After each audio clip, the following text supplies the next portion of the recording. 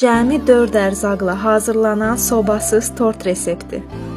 2 paçka 30%lıq qaymağı yarım banka qatılaşdırılmış süd ilə qarışdırırıq.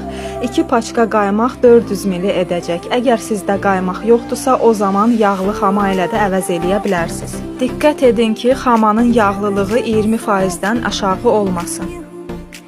Belə bir krem alınmalıdır dostlar və sonda kremi sıxma torbasına əlavə edirik. Əgər sizdə sıxma torbası yoxdursa, onsuz da eləyə bilərsiniz. Və yarım kilo kakaolu peçenyeni südə bulayıb formaya yerləşdiririk.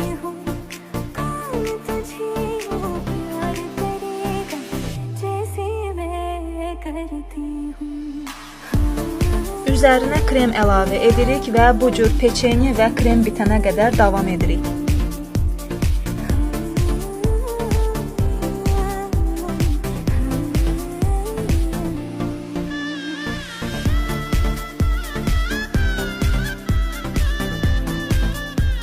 Sonda da bir ədəd peçenyeni qırıntı formasına gətirib üzərinə səpirik və ən azı 3 saat soyuducuda saxladıqdan sonra nuş edə bilərsiniz. Məncə sobası olmayıb, amma ürəyi şirniyyat istəyənlər üçün bu çox gözəl bir variantdır. Mütləq siz də sınayın. Əgər videomu bəyəndinizsə like edib abunə olmağı unutmayın. Hələlik.